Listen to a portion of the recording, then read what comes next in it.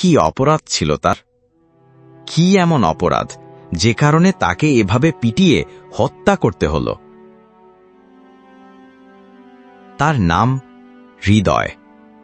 মাত্র ১৯ বছরের একটা ছেলে। গাজীপুরের কোনাবাড়িতে গ্রিনল্যান্ড পোশাক কারখানায় কাজ করত, একজন ইলেকট্রিক মেকানিক।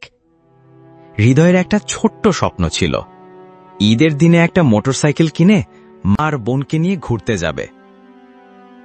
কিন্তু মালিকের চোখে হৃদয়ের পরিচয় গরিব মিস্ত্রি, অশিক্ষিত মজুর। শনিবার সকাল, কারখানায় কিছু গোলমাল হয়। কেউ বলে হৃদয় অফিসিয়াল নির্দেশনা না মেনে কাজ করেছিল, আবার সহকর্মীরা বলে সে শুধু খারাপ হয়ে যাওয়া মেশিনটা ঠিক করছিল। কিন্তু মালিক পক্ষের মাথায় আগুন। একটা গরিব ছেলে এত সাহস দেখায়? ডাকা হয় অফিসে, দরজা বন্ধ। তারপর শুরু হয় ভয়ঙ্কর বর্বরতা। লোহার রড, পাইপ, বুট, ঘুষি। পিটিয়ে থেতলে নিস্তেজ করে ফেলা হয় তাকে। বাইরে দাঁড়িয়ে এক সহকর্মী কাপা গলায় ভিসভিস করে বলেছিল, ভাই বাঁচান, ওরে মারতেছে। উত্তর আসে, তোদেরও উচিত শিক্ষা দিতে হবে। ১ ঘন্টা পর হৃদয়ের নিথর দেহ পড়ে থাকে কারখানার পেছনের ঘরে। হাসপাতালে নেওয়া হলে ডাক্তার বলে ডেড অন অ্যারাইভাল। চোখ দুটো অর্থ খোলা, এক হাত মুঠো করা। মনে হয় কিছু বলতে চেয়েও আর বলতে পারেনি। এটা যেন কেউ না জানে সেই চেষ্টা শুরু হয় মালিক পক্ষের।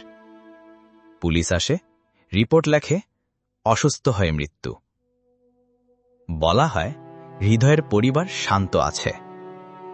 কিন্তু তখন হৃদয়ের মা হাসপাতালের বারান্দায় পাগলের মতো ছুটে চিৎকার করছে, আমার ছেলে অসুস্থ ছিল না, ওরে পিটিয়ে মারছে, ওর মুখের উপর পা দিছে।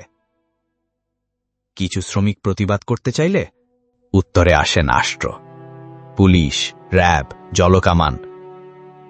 সামনে আসে মিথ্যা কথা, তথ্য বিভ্রান্তিমূলক গুজব ছড়াবেন না। একটা জাতীয় পত্রিকা হেডলাইন দেয়, একটি মহল বেতন না বাড়ানোর ইস্যুতে উত্তেজনা ঝরাচ্ছে। কোথাও হৃদয়ের নাম নেই। সন্ধ্যায় কবর দেওয়া হয় হৃদয়কে। ৪ জন শ্রমিক কাজ দেয়। এক ভাই কান্না চাপা দিয়ে ফোন ধরে। মা শুধু ফ্যালফ্যাল করে তাকিয়ে জিজ্ঞেস করে, ওরে মারল কেন গো? সে কি মানুষ আছিল না? কেউ কোনো উত্তর দেয় না।